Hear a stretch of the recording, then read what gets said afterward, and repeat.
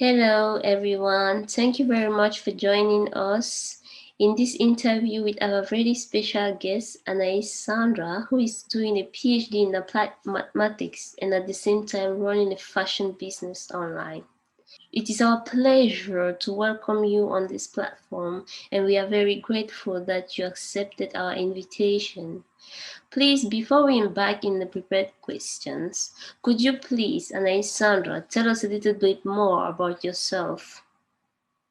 Be here, and I didn't know about your organization, but I think it is a great initiative. So again, thanks for having me here. Um, well, a little bit about myself. I was born and raised in Cameroon. I lived there until I was 19 years old. Um, I earned my bachelor's degree in mathematics at the University of Buea in Cameroon. And then I came to the US in 2015 for a master's degree that I completed at Columbia University in New York City. Then, after my master's degree, I worked as a financial analyst in the automotive industry for about a year. And then went back to grad school for a PhD at Oregon State University. But right now, this year, my advisor moved, transferred, or changed institutions.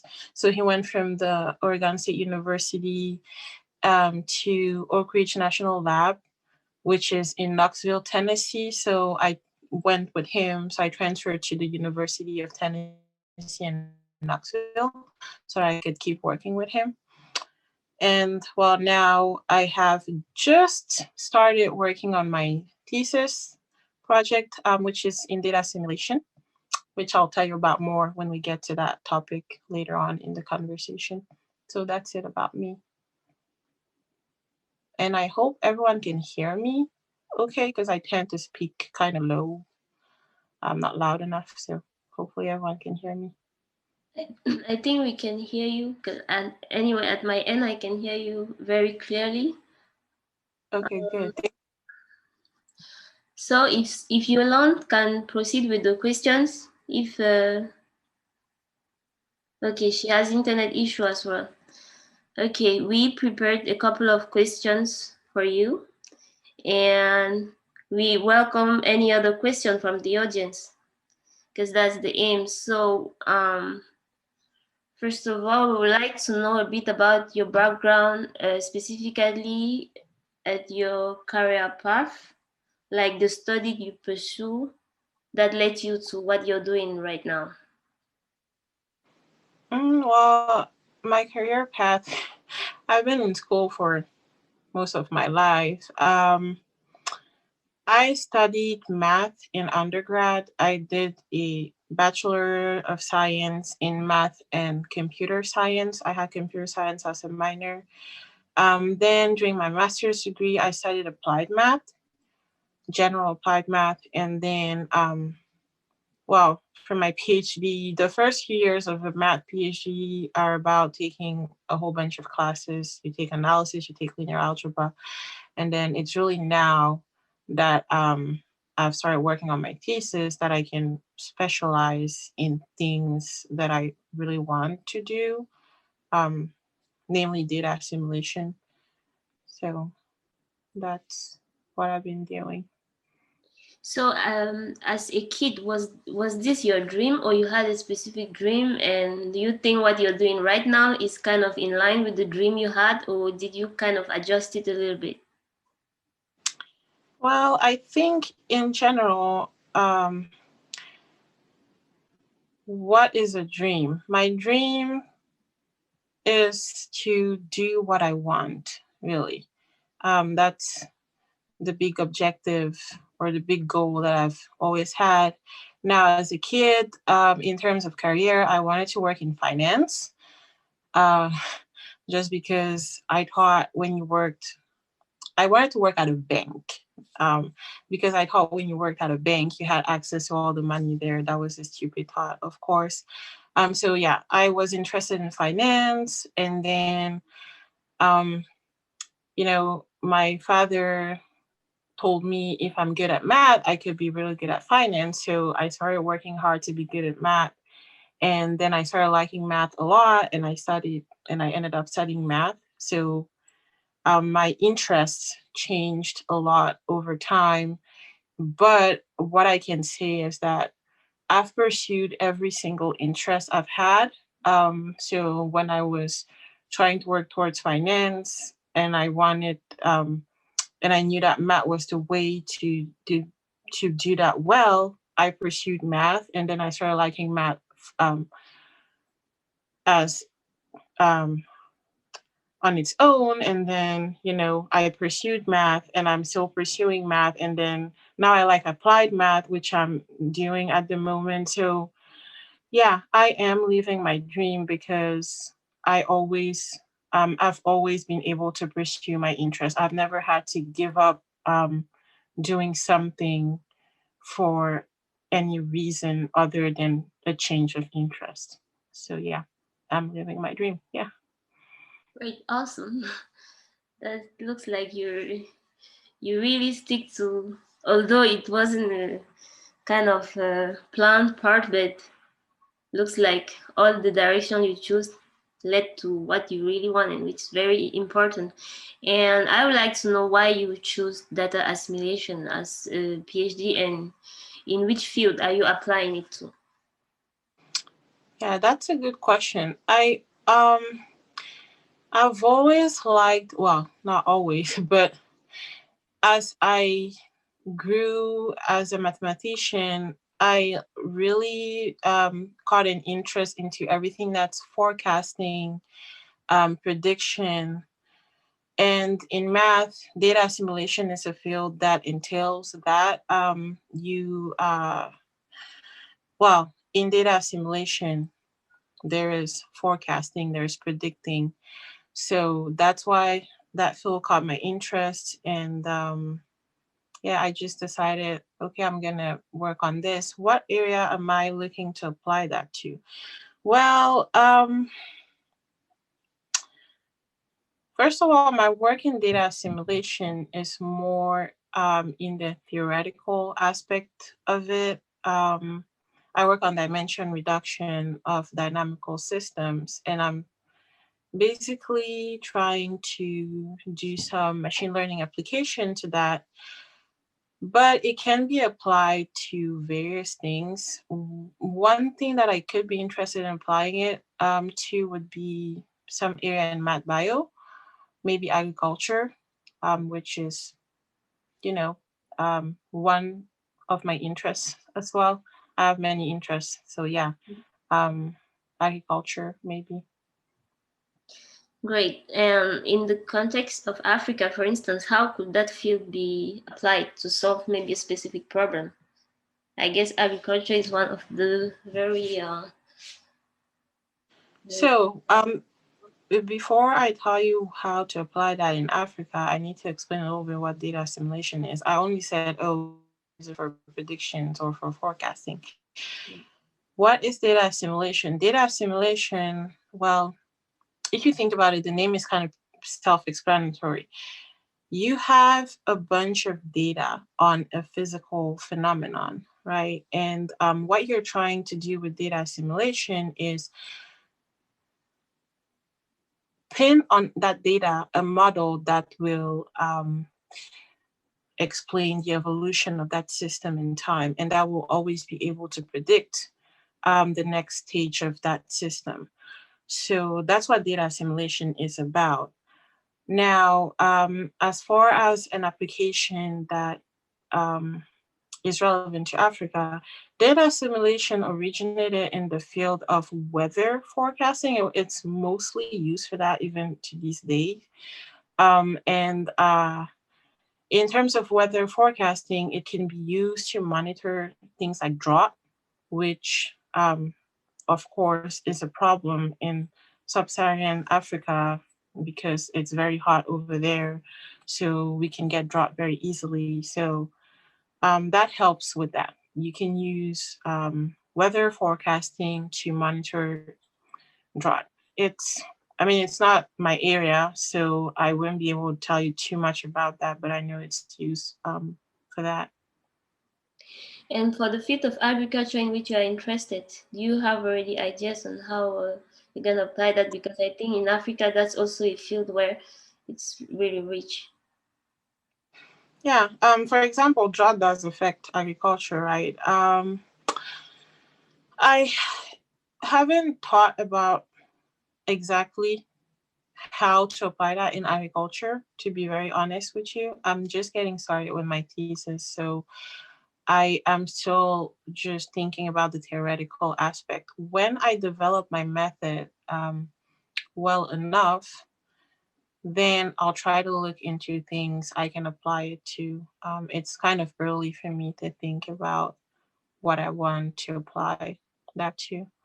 But in general, forecasting and predictions can be applied to many things. You can, yeah. So there are many things you can apply that to. And I'm looking forward to, myself discovering or learning more about those things. But at this point, I'm not really decided and I haven't thought much about that. Okay.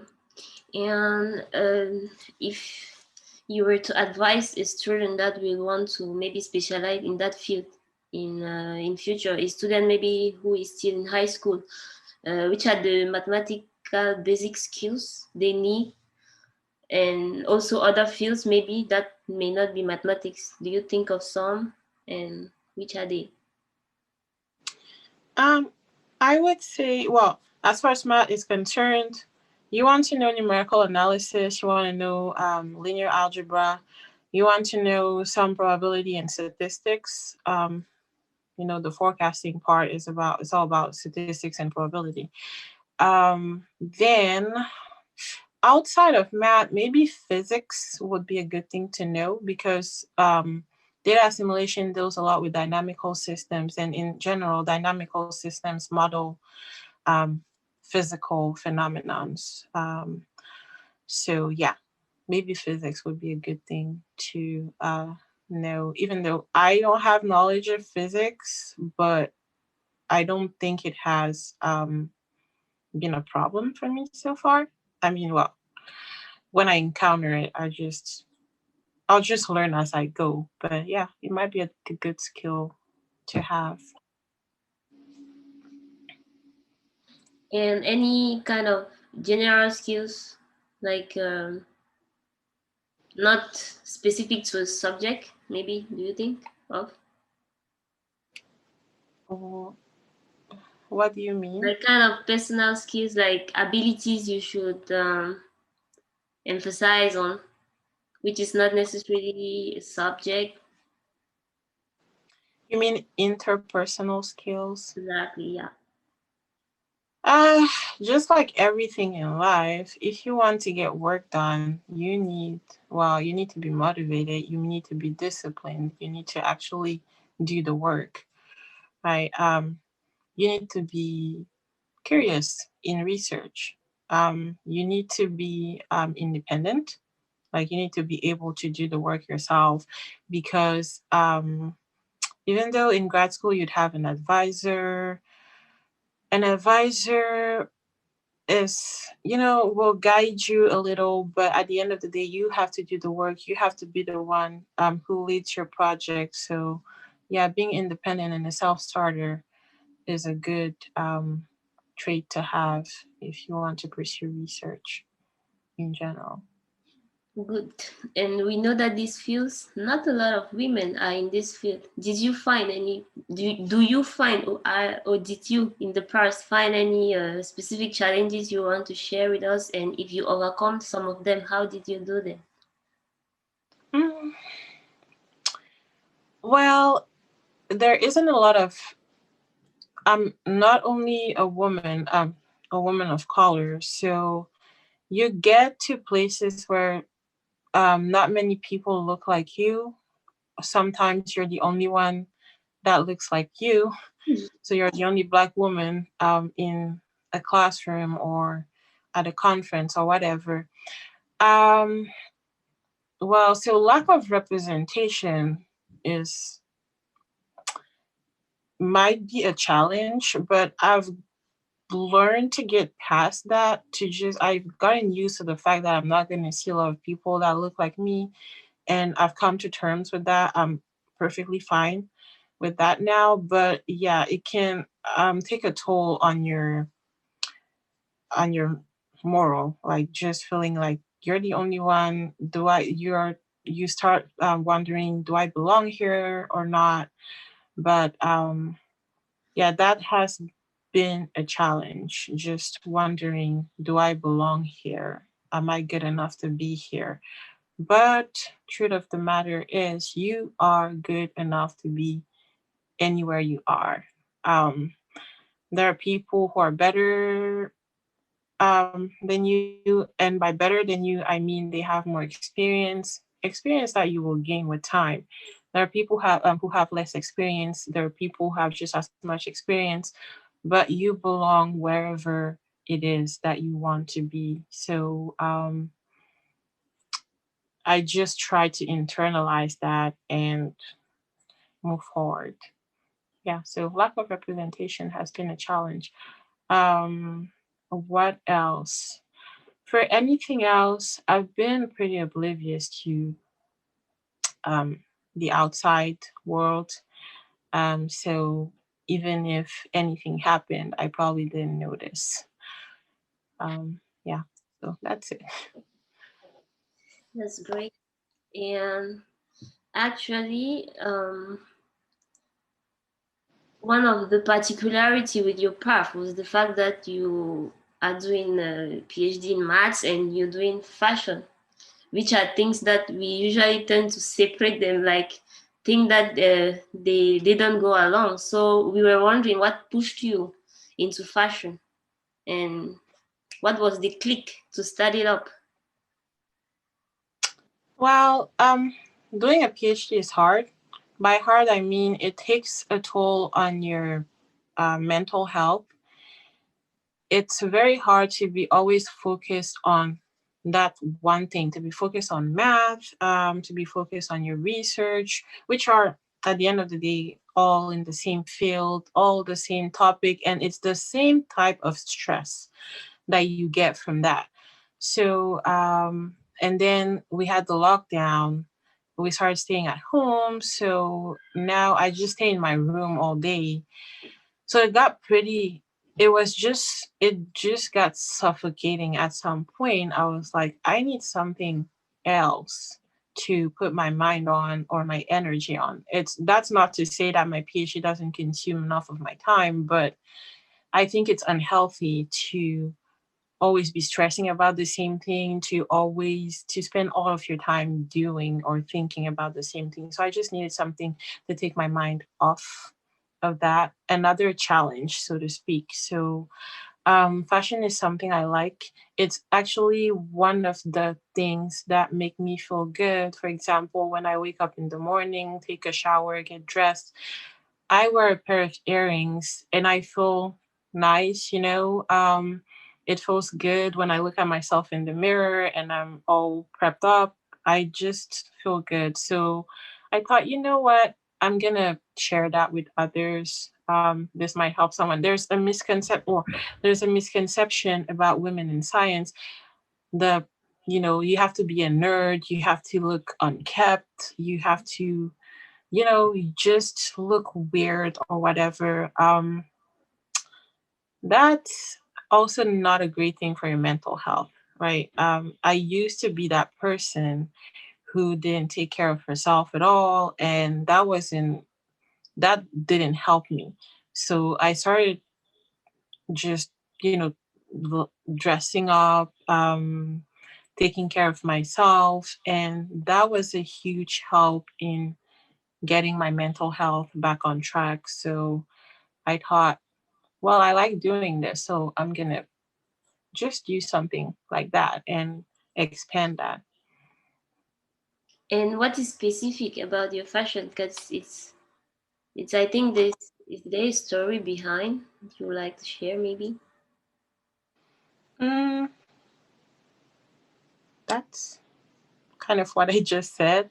Yeah, just Uh, fashion for in me is, the prints, because it is specific what you got into. Why the choice of those? oh, you mean African fashion and jewelry, which is yeah, what I specialize in. Well, that's just what I like, really. Okay. It's just my yeah, it's just my own preference. Yeah, so like I said, it is simply my preference. I thought if I'm going to get into business, I need to do something I like because um, doing business is hard, right? It's not an easy thing to do. So you don't want to be doing something that feels like a chore. So yeah, I just decided I'm going to sell what I like and maybe other people will like it too. It was really that simple. Ah, so you didn't go according to the demand, but you just kind of went out with what you like. Well, at the end of the day, I'm not the only person who likes this type of stuff. There, women like jewelry, women like clothes, people like African prints, people like some type of jewelry. I mean, I'm not the only one who wears those things. I mean, maybe people don't wear them together, but you might have someone who likes this type of earrings. You might have someone who likes this type of dress.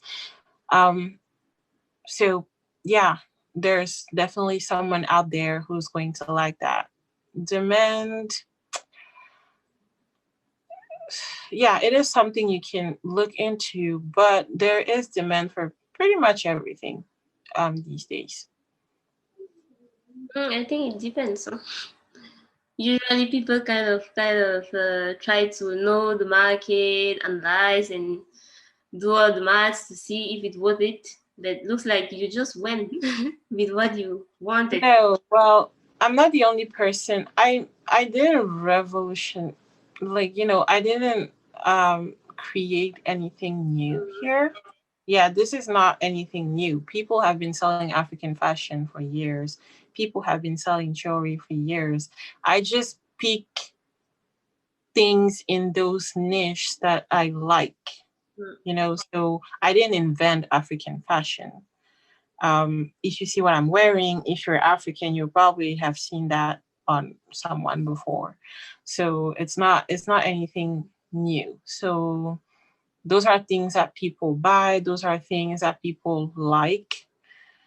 Um, so yeah, they were there already. I didn't create these things, so there wasn't too much.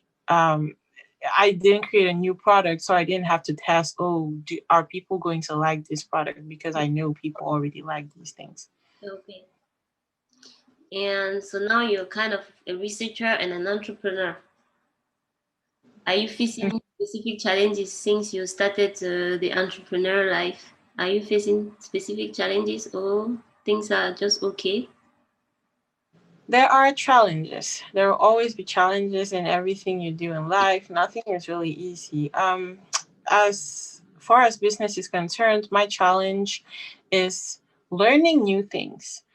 You have, well, I have knowledge about many things in life, but then you get into this new field and you realize, oh, there is so much I don't know.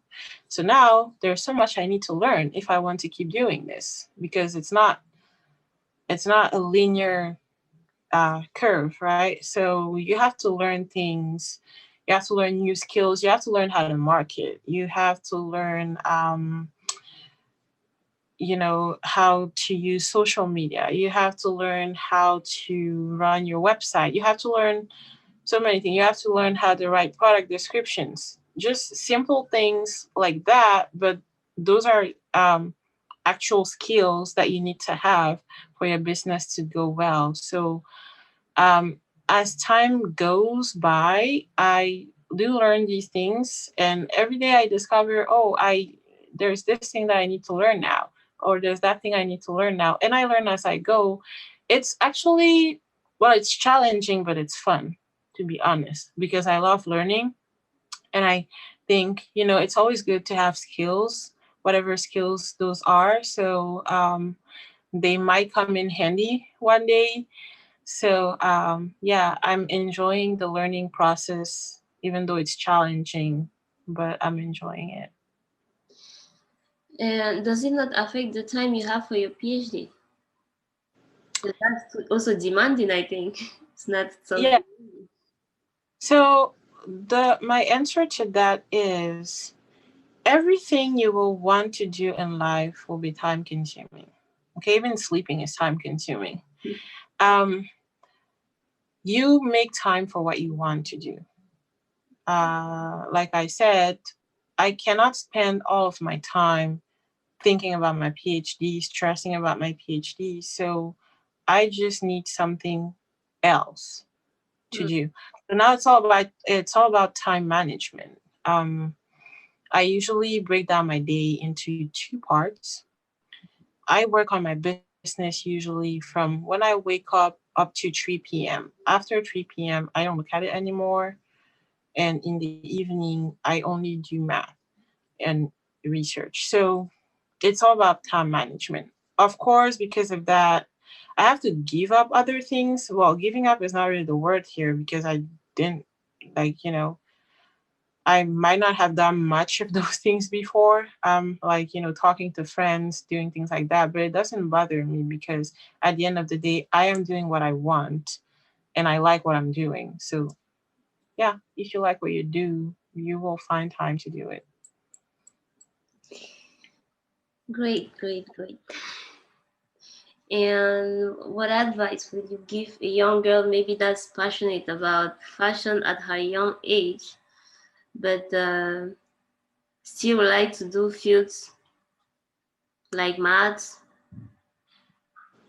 And given that we are sometimes surrounded with an environment that kind of intoxicate our ears of young girls, that those two doesn't match up, what will you tell them today, given that you're showing a clear example that the two can match up? But as a young girl, what will you? So, um, the idealistic advice I would give them would be don't listen to others and go for it. Um, just do what you want to do. But I do realize that it's not always easy to set yourself free from peer pressure because we live in society, we live with people, and we're influenced by what they say, how they think, what they do. So, it's not always easy to say, okay, I'm not going to listen to these people and I'm going to do what I want to do. But really, that's what you should do. Learn to do that. If you learn nothing else in life, learn to, you know, dissociate yourself or extricate yourself from other people's, the way people will look at you. Because if, like, when I started doing math, when I wanted to do math in college, even my own mom told me, "What are you gonna do math for? You can only be a teacher with math because in Africa there's that misconception that you can only study math to be a teacher." So I was like, if you cannot understand what I'm gonna do with it, that's fine because you're not the one doing it. I'm the one doing it, so I'm gonna do it anyway. So I have countless stories like that. Many people who just tell you, oh, you shouldn't be doing this or you shouldn't be doing that. But it's you. You should decide what you want to do and you should fight for that as much as possible. Um, Sometimes we get sucked into, society and what other people think. But you need to understand that even though we live among other people, we really live alone. By that, what I mean is you experience your feelings alone. If you don't pursue this thing that you want to do, the regret you will feel, you'll be the only one feeling that regret. No one else around you is going to regret it except for yourself. So, since you experience your feelings alone, you might be the only one excited for what you want to do. So, make sure you take your decisions for yourself because no one else is going to feel those things except you. So be mindful of that when you take your decisions.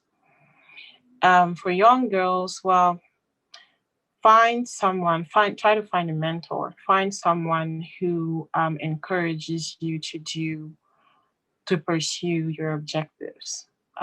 That might help. Talking about mentors, did you have mentors? No, not really. I, yeah, that's, even though I just said you should find mentors. Mentors are great because they can encourage you. Um, I didn't have mentors. Really, I've had people, a bunch of people who gave me good advice, just as much as I've had a bunch of people who gave me bad advice. I just decided what advice I wanted to take, of course. So no, I haven't developed any close relationship with anyone enough to call them a mentor. I've had um, great people who have more experience than me in many fields give me good advice, but no, I don't really have a mentor. Well, I can, my PhD advisors, I have two of them now, are my mentors in research, but they probably won't advise me on, you know, running my business or anything like that. So sometimes you have to be your own strength, right? You have to be your own cheerleader. You have to be your own everything and just forge ahead. But do you have people that you look up to that inspire you? Of course, yeah, I do have people I look up to, but they're all dead. Um, yeah, I have women that inspired me. I really like Queen Zenga from Angola, Hatshepsut, the queen from Egypt, and figures from ancient China, like Wu Zetian, which who was the only female emperor of China in its 5,000-year history. Um, so women like that. In modern day, well, there are people I find great, but no one I find particularly inspiring. So yeah, maybe just because I don't follow um, the news or whatever is going on in society that much. So that might be why I don't really have um, models or people I look up to that are alive. Yeah. Okay, and is there a specific thing you would like to change or see changing in in the society in which we are living today? Mm, yeah, again, it's an idealistic thing, but I would like people to start living for themselves. I like to encourage people to just step out of that bubble that society creates for you and start doing things for yourself, really. I would like more people to do that. It is very, it's kind of liberating to not be bound by other people's thoughts, other people's the way other people look at you or what other people think about you. So um, I'm very keen on that. It's something that really matters to me, and I wish more people would be like that. We also at the WPSYG, we usually organize mentorship sessions where we kind of have people that opt to be mentors and we have mentees. So, just telling you in case you're interested in becoming one, you are highly welcome. In becoming a mentee or mentor. A mentor. We're looking for mentors to mentor kids that are kind of in situations that we all pass through. Like they are doing their fields, but they kind of feel like maybe they're not doing what the society wants them. Are they wrong? Or you see those challenges in your mind, like to kind of let them know that no, they have to go forward. I would love to do that actually because, like I said, I want to encourage more people to just do what they want, to pursue what they want to pursue. So, yeah, that's definitely something I'll be interested in. Okay, we have one question here from a participant. Let me just read that before I continue with my own question. It is from Zainab. She says, "Hello. It is nice to hear to hear all you do. Please, my question is, at what point did you decide to start your fashion business? I mean, what specific event in the course of your PhD gave you that urge? It is possible you have said it before, but sorry, I joined in late." So yeah. It's the pandemic. Oh. The pandemic, it kind of made my, mental health degrade just because I work from home and I basically live in a bedroom. So staying in there all day, every day, I don't really have the only place I used to go before the lockdown was school. So now I have to stay home all the time. That's very bad for your mental health. So I just needed something to do, um, something to work on that was not school related. Mm. And I decided to do this. It's that simple, really. So she follows up. Ah, no, no. We have another question. I hope it answers to your question, Zainab. Um, at some point, I will unmute everyone so that we can speak to each other. We have another question from Sokha Sam, our founder of this association, actually. She says, "I'm a man who did maths as well, and one thing that is in common with women doing math, especially at undergrad level, they don't take care of themselves as they are supposed to. For example, back at my department, if you meet a girl that does math, you will recognize her as she's different completely from the one doing law or accounting. Were you different? When did your passion for fashion start?" Ah, no, it is from Solomon, the question. Okay. Somehow wrote it, but it's from Solomon, the question. Yeah, it's So actually asking the question. that's a man asking the question. Is that it? Exactly, yeah. Yeah. Okay, so first of all, don't take this the wrong way, but you're saying you will see women not looking as good as they're supposed to. That is a statement I don't agree with. No one is supposed to look anyway. People will look however they want to look. It's not the duty of a woman to look good. Just saying. So some women don't like, wearing makeup, doing their hair, whatever it is that women usually do to look good. So no one has to do that. Now, I like to do some of those things. For example, I'm not a big fan of makeup. I wear makeup like once in a while. Right now, I'm wearing some makeup. I wore some for this interview, but on a day-to-day basis, I don't. Some women will, wear makeup every day because they like it. It makes them feel beautiful. It's good for their mental health and etc.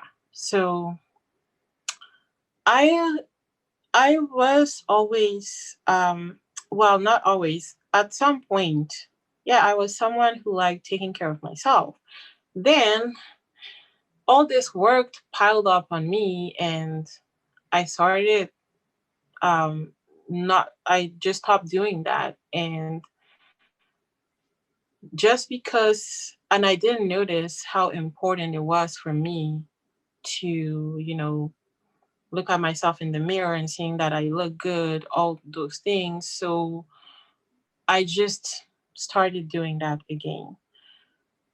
But yeah, it might not be the same for everyone. For me, I put big um, a whole lot of importance on it now because I know it affects my mood. When I wake up in the morning and I look at myself in the mirror and I don't look good, I feel bad.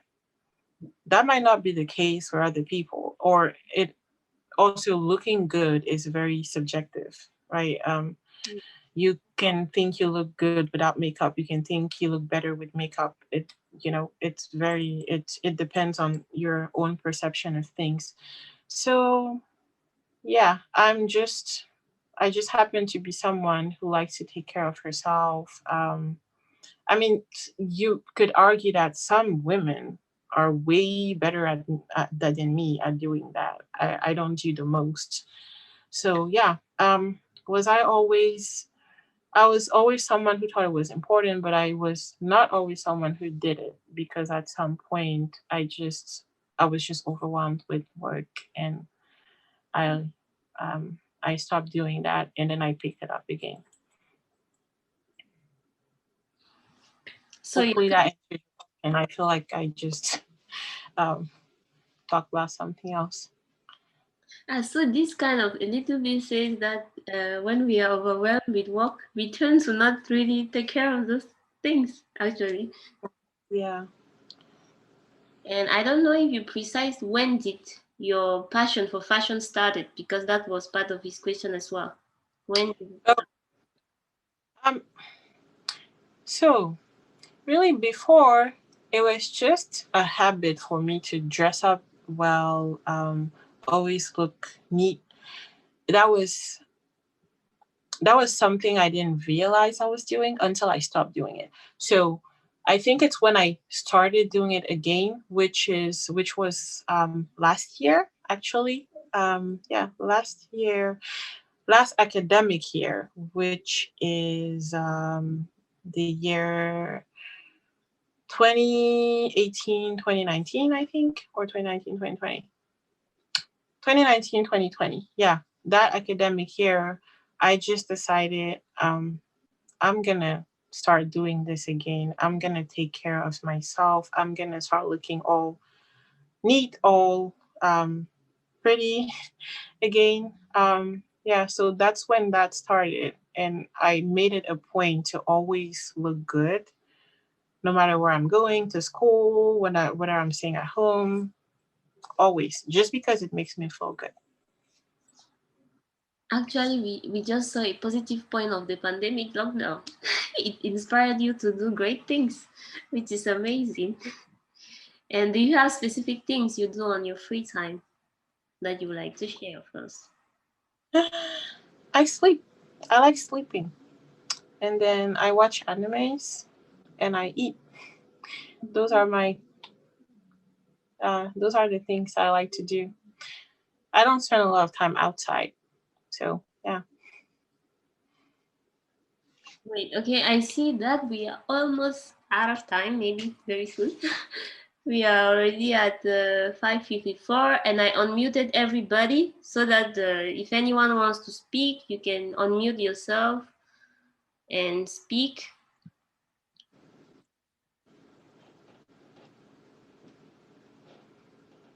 Because I almost went through my questions. And do you have a mantra, Vara? I forgot that question. Mm, my mantra. Mm-hmm. There's this citation that I really like and that I try to live by. Motivation will get you started, but discipline will keep you going. Um, I like I have told you, or as you would have picked up by now, I have many different interests. So, and I try to pursue all of them, and it's not always easy.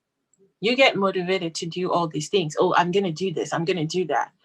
But then motivation is not it's not enough to do things well, especially if you have long-term goals. So being disciplined is something I'm very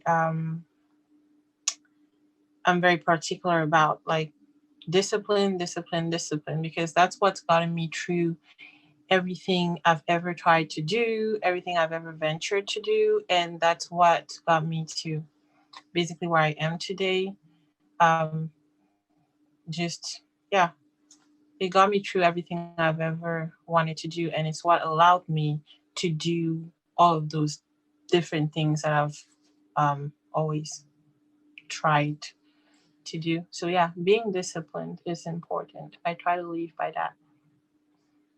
Great. And looks like when you talked about your business, it seems you are doing all by yourself. Don't you have Mm-hmm. partners? You're doing all alone? No. Well, I live with my mom, so she helps me from time to time, but what she can do is very limited. So I do the heavy lifting myself. But um, you have to do what you have to do.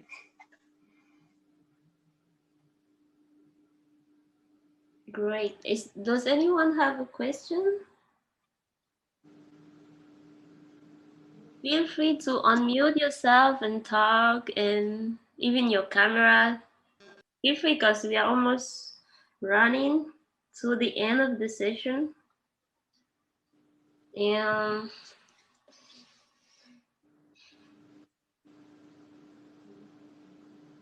we hope you enjoyed the session, and we will definitely come back to you for the mentorship I talked about, because sometimes we do some Python tutorials, and the last one we did for 2 days, and people seem to really like it. Like we get some hands-on on Python specific libraries that helps to do specific things, and people were very happy to do that, and we will definitely do some more.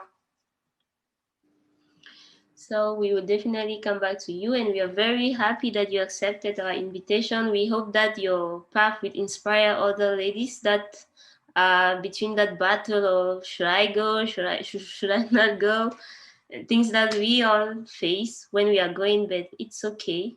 We can overcome them, and I'm sure it would inspire a lot of ladies. And I'm sure there are ladies that are facing the same situation.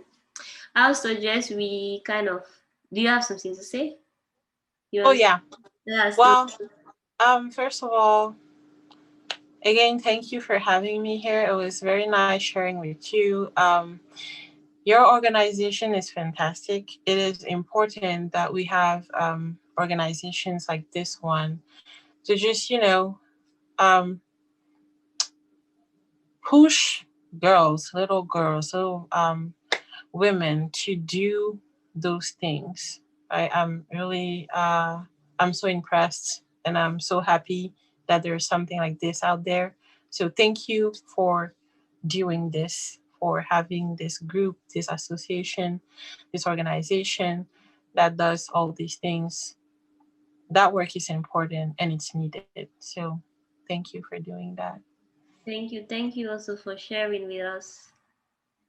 We are really happy and hope to have future moments with you, because it's amazing what you're doing, huh? Kudos. It's amazing what you're doing, and it's inspiring. And Thank I also went to your website, and looks like the delivery is like whoa, especially in the US. I'm like, when do you handle that? So I even thought that maybe you have people that are handling some aspects. So I am surprised you do all that alone. Yeah, I I'm always saying thank you, grateful thank for. you in the chat. Please unmute yourself and speak. I should not be the only one to speak anymore. Everybody has the right to unmute themselves. Okay, say, um, can I just say something? Yeah, go on.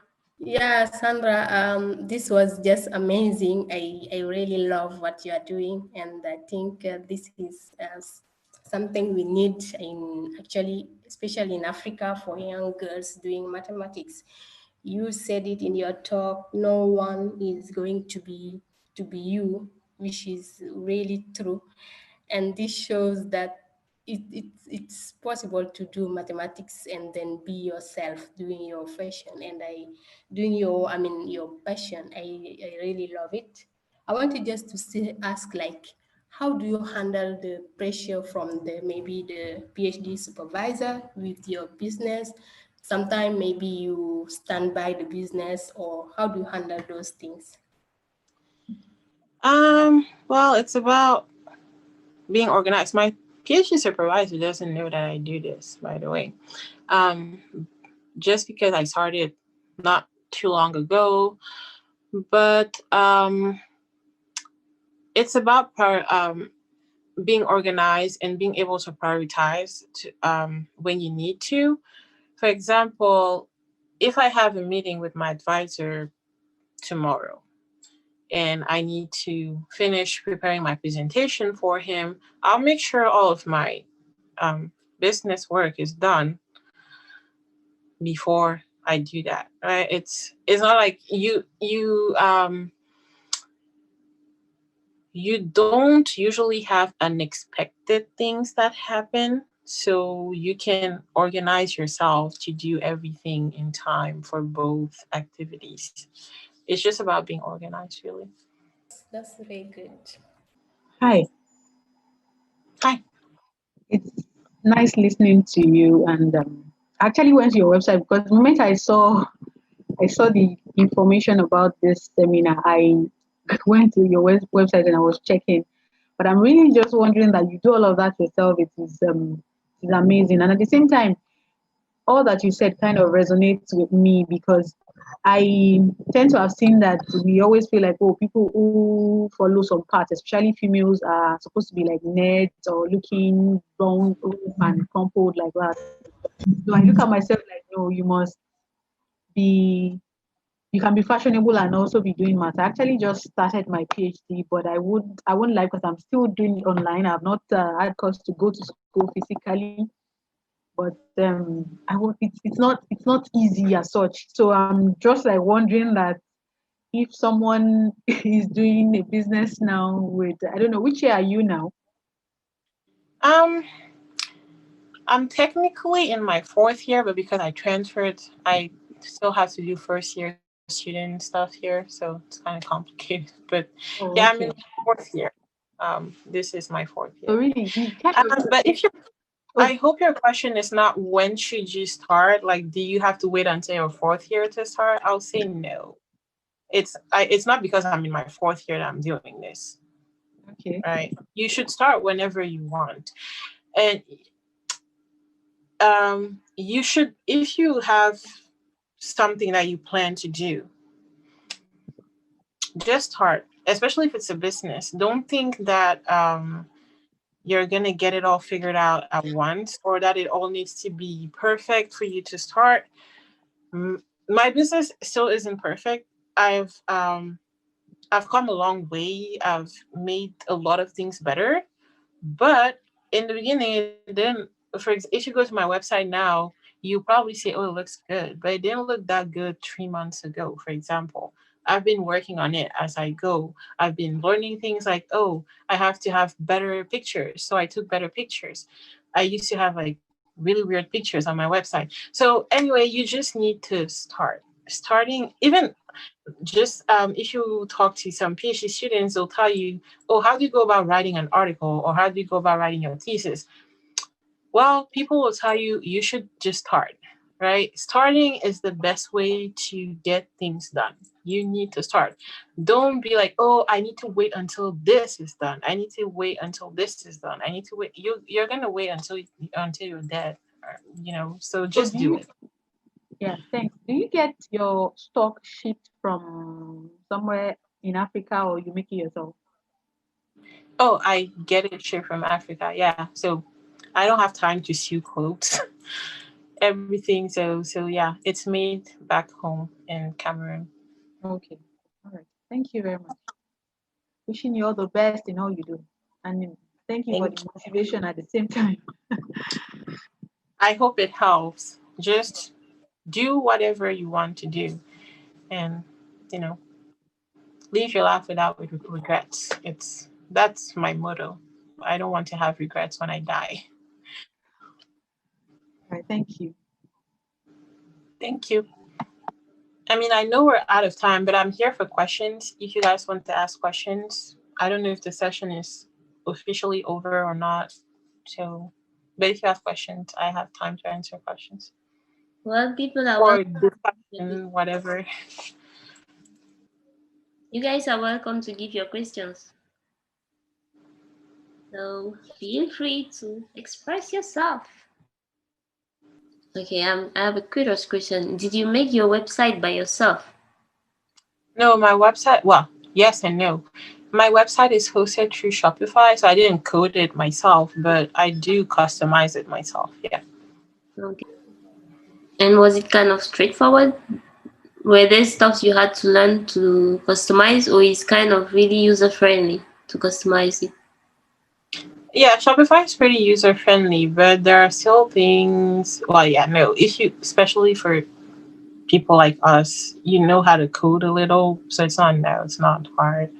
It's just that you have to know the things that you have to put on your website. So, yeah, that's the hard part, like knowing what is best to have on the website, really. Because I once found a computer scientist and I asked, because some people go to see computer scientists for them to use Spotify to design their website for them. And she was kind of expensive. And I was like, what does she have to do on the website again? Because I thought it was kind of user friendly, but it kind of cost some money to do that. I do know that. Well, I think that's because some people don't always like the themes Shopify has to offer, so they try to Oh, yeah. get their own design. But Yeah. I think that's it. It's really just a design thing. Okay. My business is, I don't want to make it overly I don't even have the money to do that. So whatever. I'm not. Yeah, I like to do things by myself if I can. Deborah says you have really beautiful clothes and earrings. Deborah, unmute yourself and speak. No, I Internet connection. Yeah, I understand why you I don't. just went on the website and I love the things you have. Can you hear me?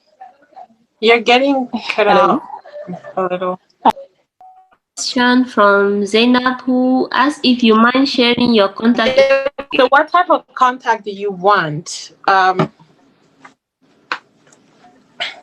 you want my personal contact? I can give you guys my personal contact if that's fine. I think Well, actually, on the registration link, we have the website only and your LinkedIn.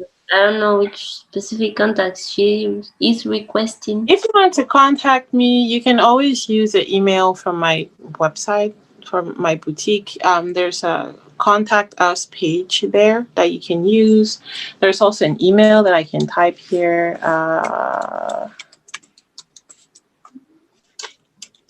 So it's me responding to that email. So if you write there, you'll be talking to me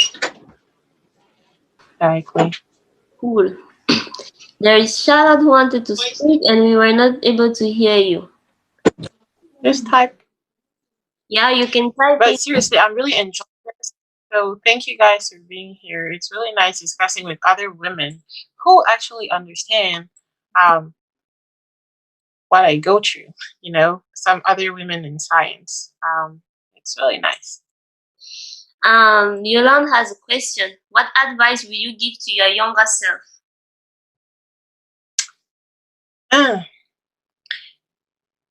I'd say be less afraid. Be less afraid of not belonging to places, right?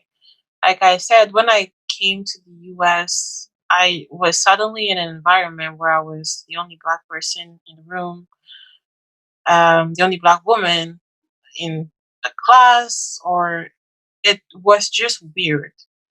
And at some point, I thought, oh, I don't belong here.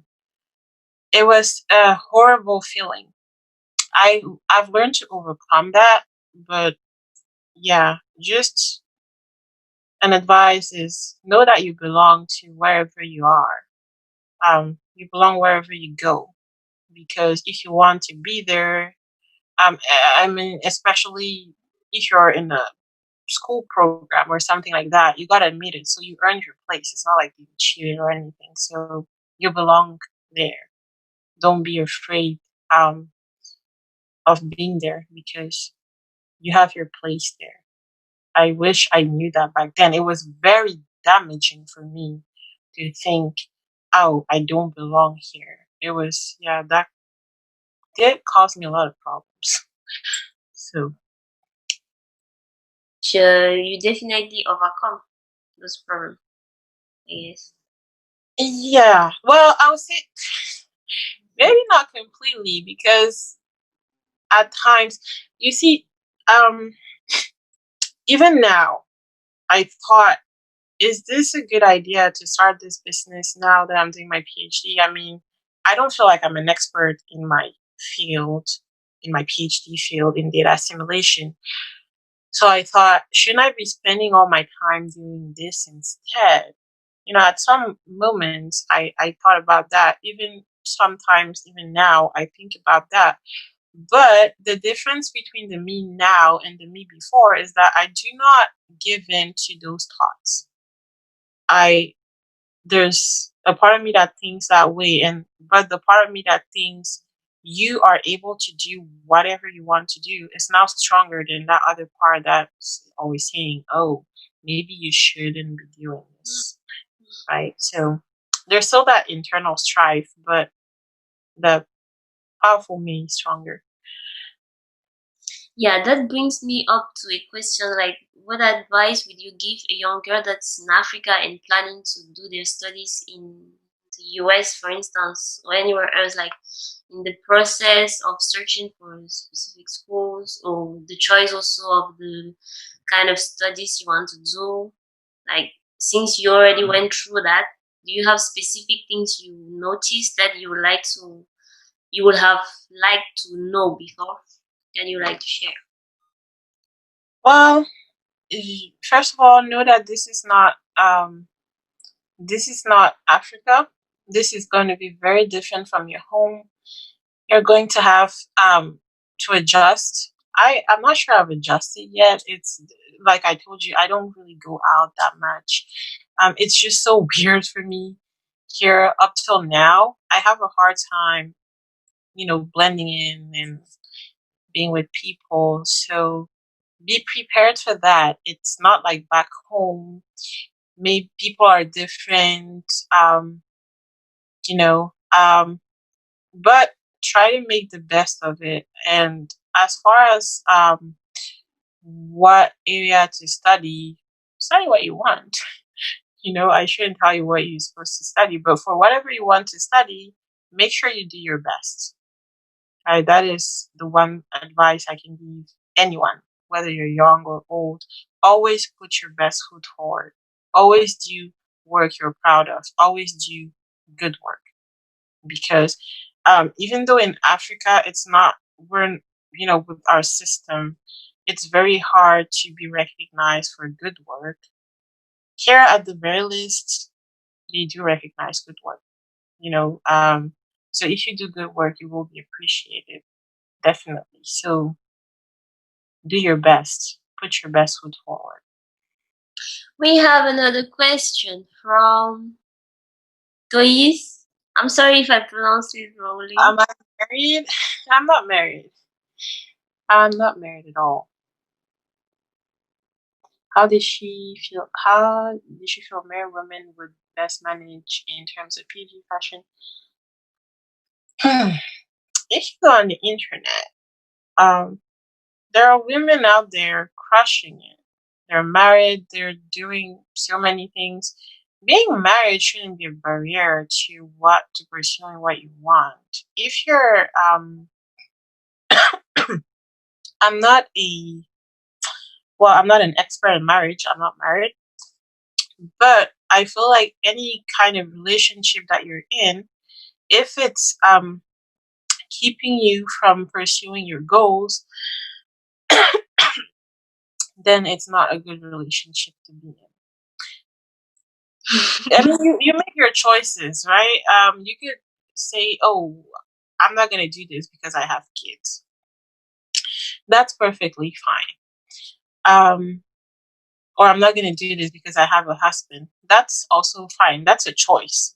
You made your choice. I just wouldn't choose that personally.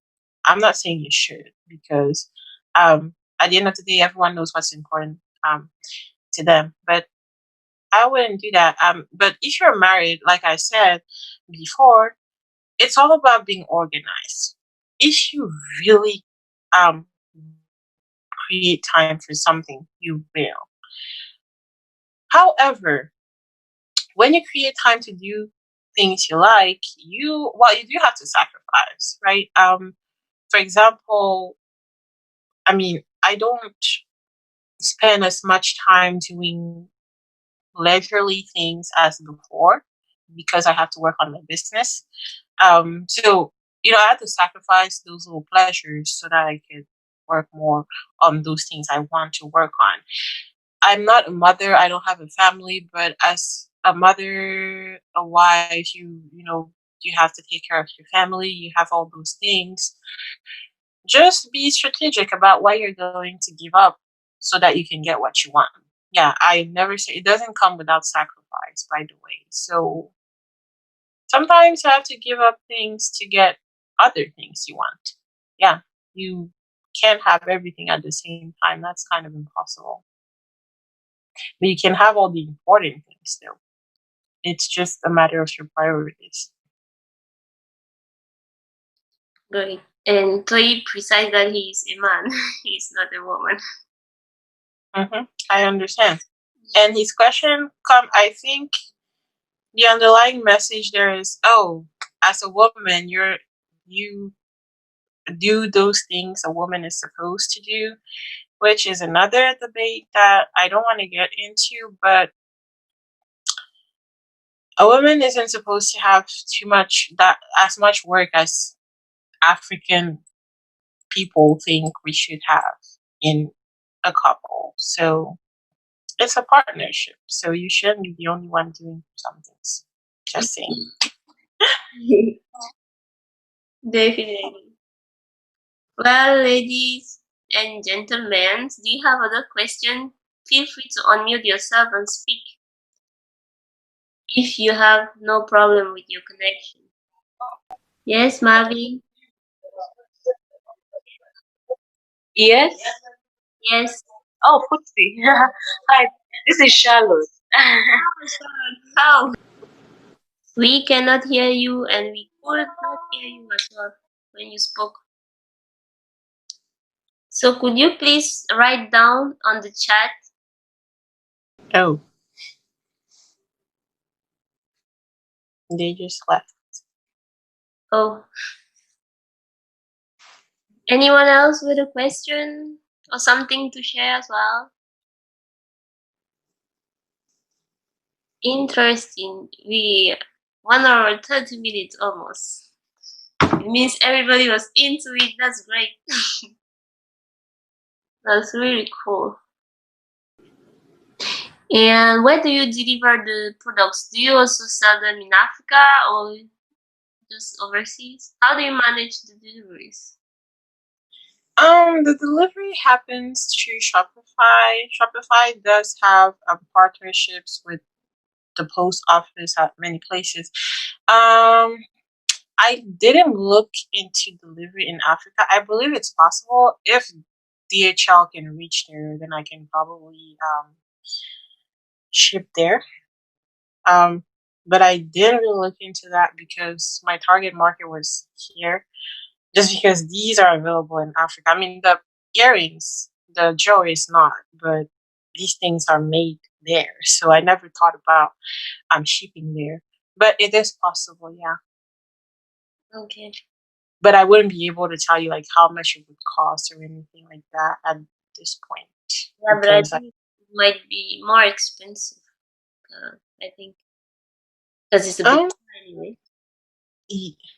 That's possible. No, but if it is made in Africa, then you can deliver immediately from the stock in Africa, right? No need to deliver from here, I think.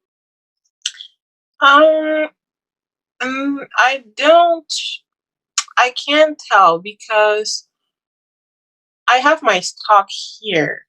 Then the person that makes the clothes doesn't always have stock, right? So if I order, I don't know, 30 of these, I know I have 30 of this. I don't know if they're ever gonna have any more of these. So I can't say, okay, you are going to ship to people in Africa because I'm not sure they're gonna have this again. So that's really the problem with these things. That is great. Also, if no one has a question, instead of staying in silence for long, I suggest maybe we call it a day. And I definitely have enjoyed it. I hope everyone also. I can guess everyone did because we went far more than the time that we planned to, and hope it helped everyone in one way or the other.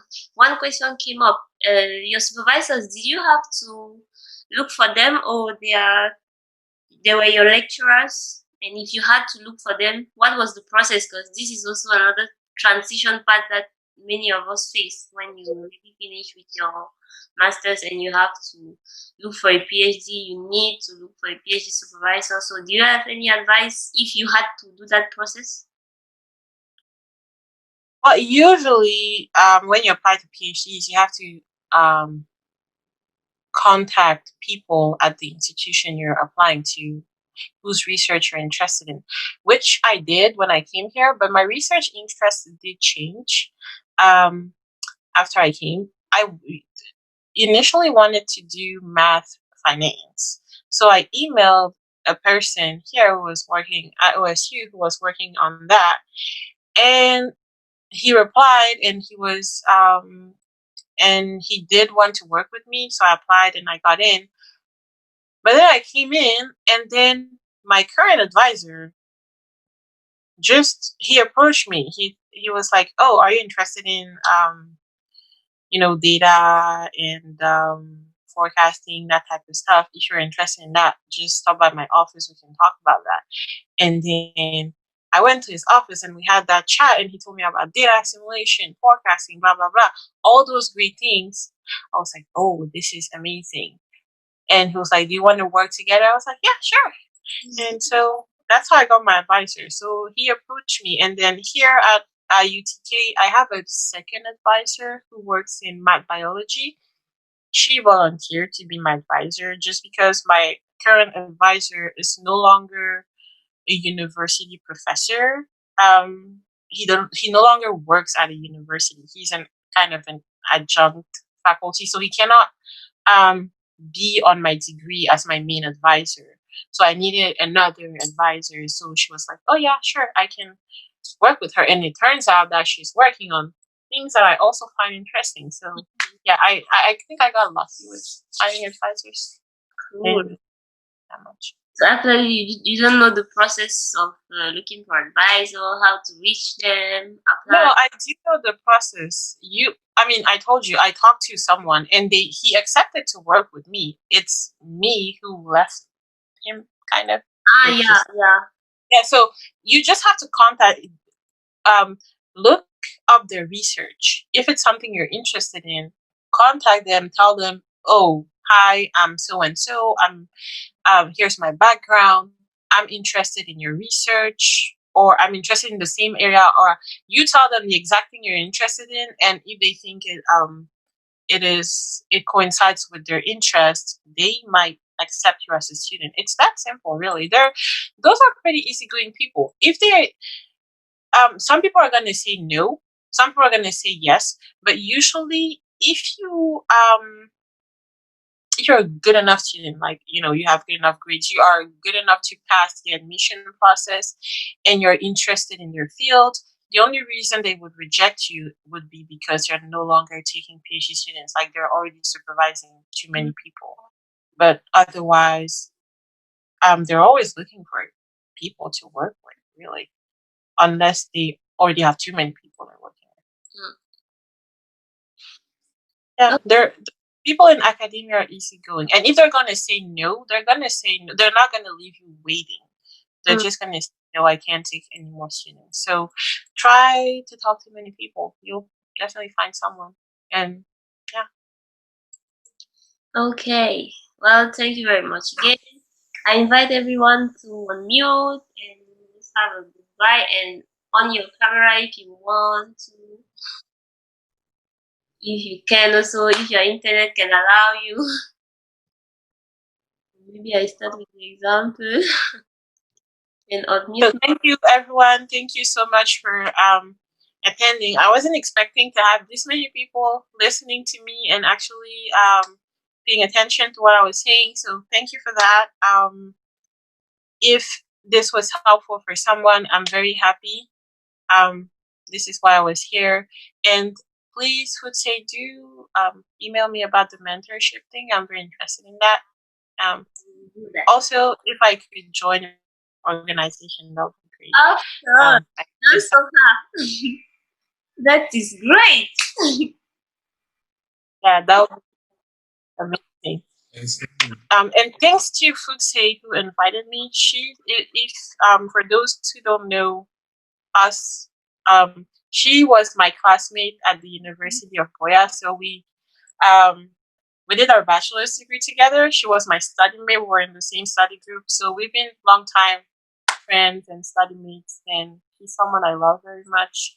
And she's always encouraging me in all the things I do, which I really appreciate. So thank you for that. Thank you. You inspire me too. I like what you do. I like all the things you do. So thanks everyone, and you all have a great rest of the day, great weekend. Bye. Thank you. Bye to everyone. Thanks for joining. Stay tuned for our next events coming.